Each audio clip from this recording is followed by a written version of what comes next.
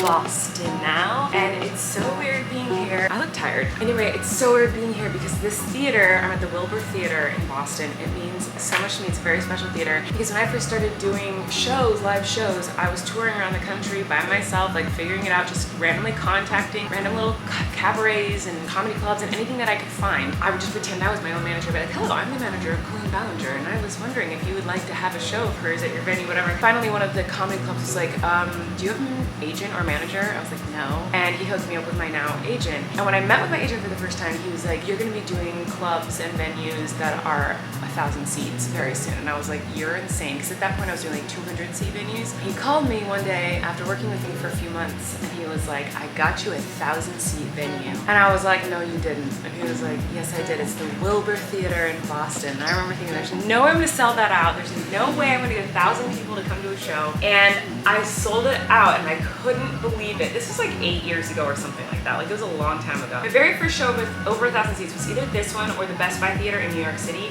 But I know that this was the first one I booked. Like this was the first 1,000 seat theater that I ever booked. So I might have performed at the one in New York first, but I know that this was the first one I ever, like, my agent called me and said, there's a 1,000 seat theater you're gonna perform at. And I was like, are you freaking kidding me? So I had my parents fly out for it. It was like such a big, exciting deal because I'd only ever done like comedy clubs and little cabaret venues before that. So this is my first like proper theater that I'd ever booked in my life. I just remember it was a very exciting, big deal. And I haven't been here since then, I don't think.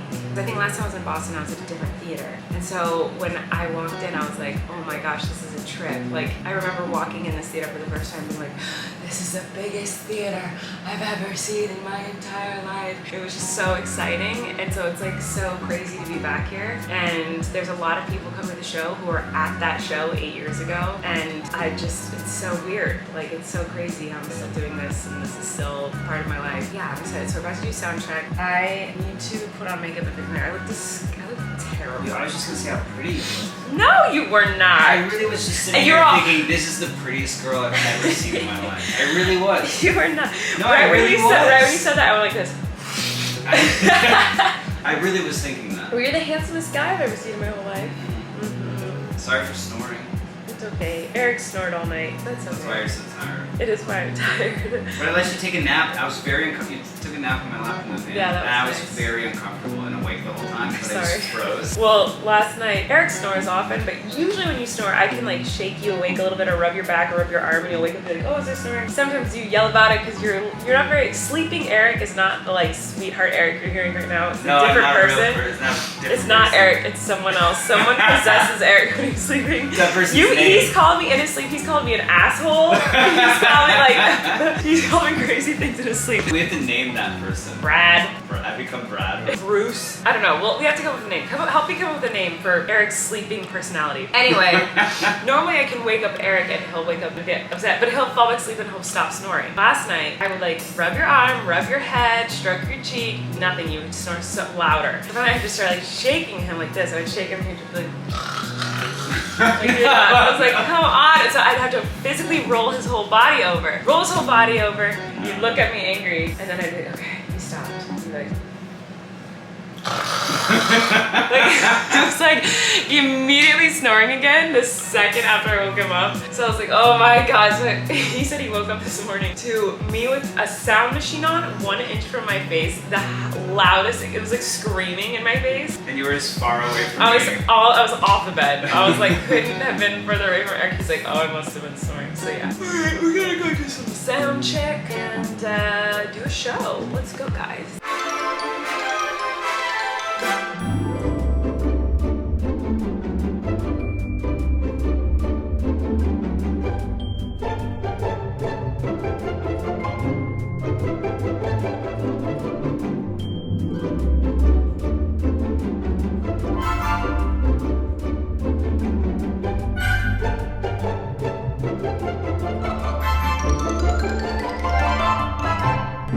Just finished sound check and I am starting to feel that like negative yucky feeling I had yesterday, this like deep, dark, heavy, like kind of depressed feeling that I had yesterday all day. And so I just remembered something. So my sister-in-law, Cassie, she was showing me, she painted the walls of her room last night. She had a quote on her wall that was like, I don't remember it, but it was like something about music healing sadness and how music can heal, you know, negative emotions essentially. I was like, oh my god, I need to listen to music when I'm feeling sad. So that's what I'm doing today. Instead of just sitting here and being like, I'm sad, I'm gonna listen to some funsy music and hope it puts me in a better mood.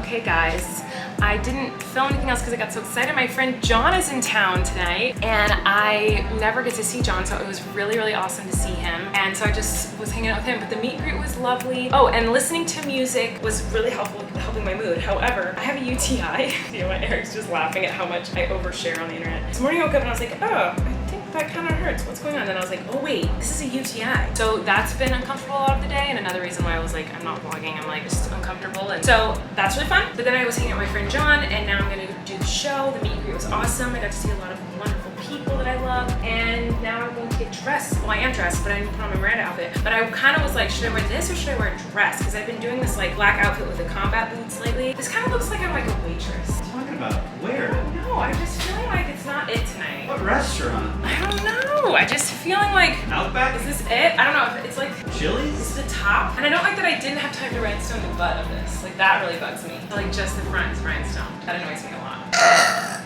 I'm not feeling it. I have a red dress and I have a black dress. You have to wear heels, and I have to tie that thing in back. Yeah, that's true. Does it look better on me than this? I think you look perfect.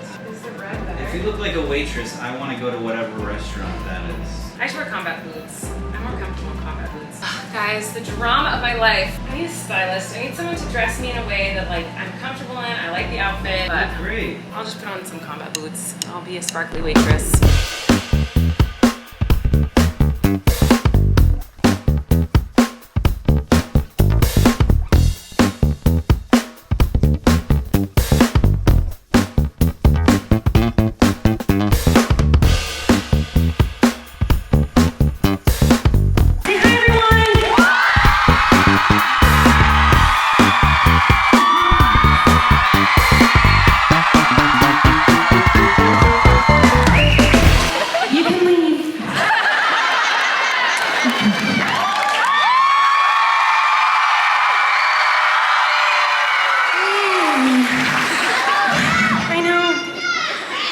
This is the worst audience ever, I swear to God. Anyway, guys, make sure to subscribe. Look at all these amazing people!